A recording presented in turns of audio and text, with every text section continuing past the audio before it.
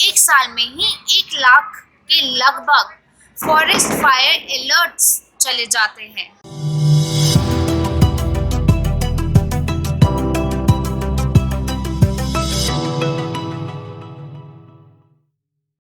Hello everyone, आज हम बात करने जा रहे हैं क्लाइमेट चेंज के बारे में।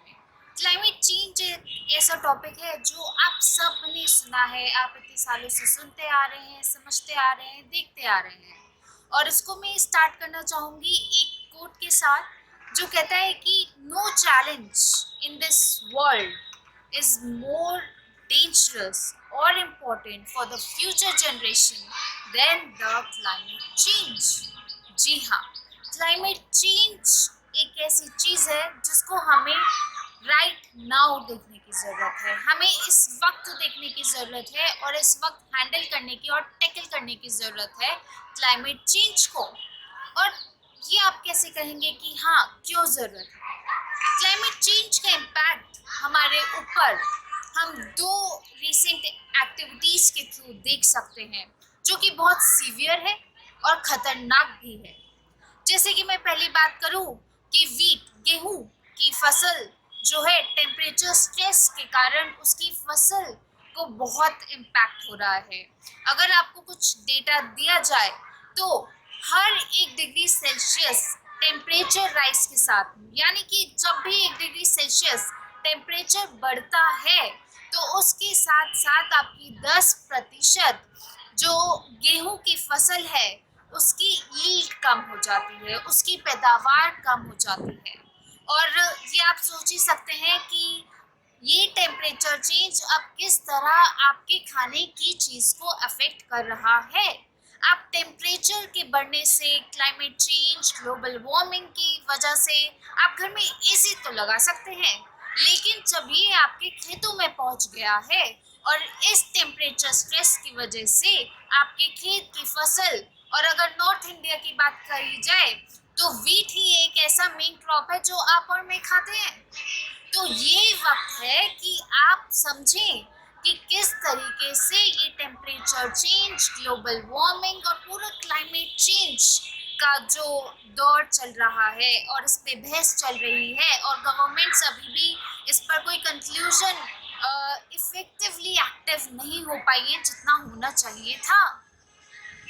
और वहीं अगर देखा जाए तो 40% से भी ज़्यादा जो पूरी वर्ल्ड का एरिया है जो कि वीट प्रोड्यूसिंग लैंड है, वो टेम्परेचर स्ट्रेस की चपेट में ऑलरेडी आ चुका है।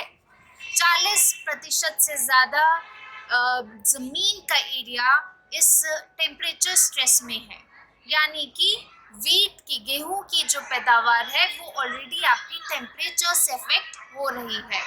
अभी तक और बहुत सारी प्रॉब्लम्स हमारे पास थी जिसकी वजह से हम फर्टिलाइजर्स यूज़ करते थे सॉइल की, लेकिन वो सब का हमने सोल्यूशन निकाल लिया। हमारे पास बायो फर्टिलाइजर्स आ गए हैं, हमने सॉइल को और अच्छे से यूज़ करने की प्रैक्टिस शुरू कर दी है। लेकिन ये जो टेम्परेचर स्ट्रेस है इसको हम कैसे टैकल करते हैं?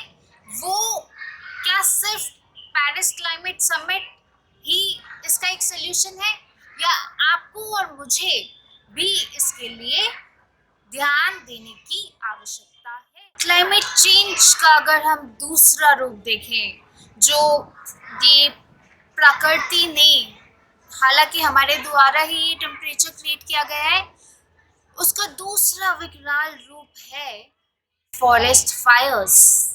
आपने लास्ट ईयर ऑस्ट्रेलिया की दर्दनाक भयानक तस्वीरें तो देखी होंगी, जहां पर आपने कितने ही वाइल्ड लाइफ को देखा मरते हुए, उस आग की चपेट में आते हुए।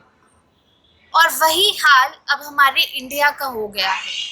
इसी साल 2021 की बात करें तो 2021 में ही 3 ऐसे इंसिडेंट्स हो चुके हैं जहां पर फॉरेस्ट फायर बहुत लंबे सिरे तक हुई है, लंबे वक्त तक आग लगी रही है जंगलों में। रिसेंटली अगर मैं बात करूं तो उड़ीसा के सिमलीपाल नेशनल पार्क की, जहां पर 2 हफ्ते तक फॉरेस्ट फायर रही।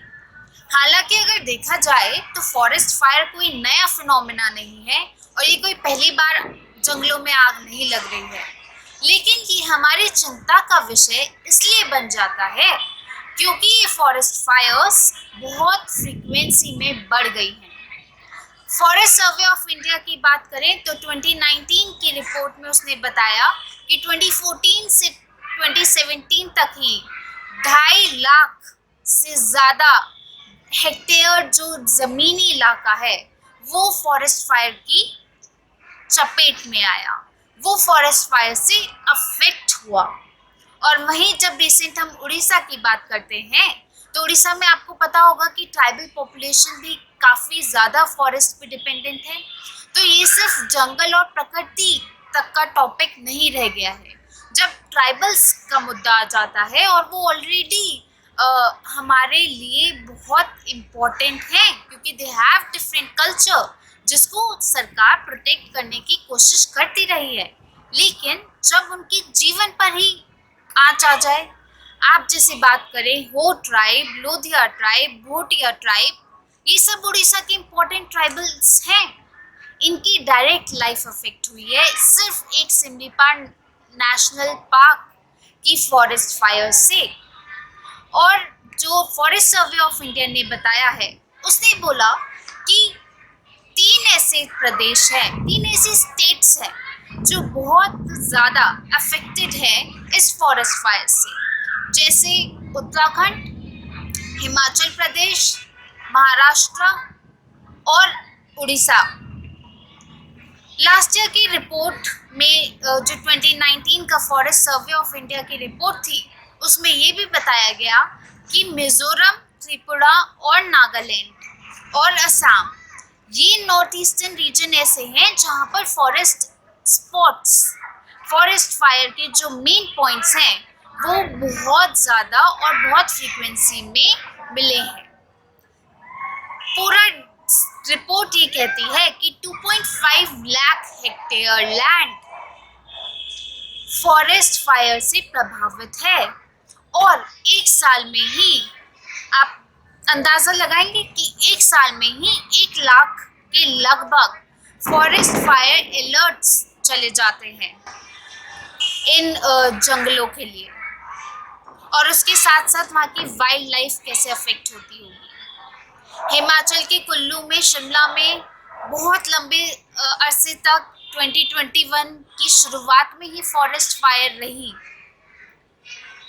तो अब हमें सोचने की ज़रूरत है कि फॉरेस्ट फायर हमें पता है कि मैनमेड कॉज से भी होती है और नेचुरली भी होती है। नेचुरली उसका रीज़न है हमारा हाई टेम्परेचर, और जब हम बात करते हैं मैनमेड तो बहुत दफ़ा ऐसा होता है कि हमने छोटे एरिया में क्लियर करने के लिए लैंड को वहाँ पर आग लगाई और फिर वो आग फैलती चली गई।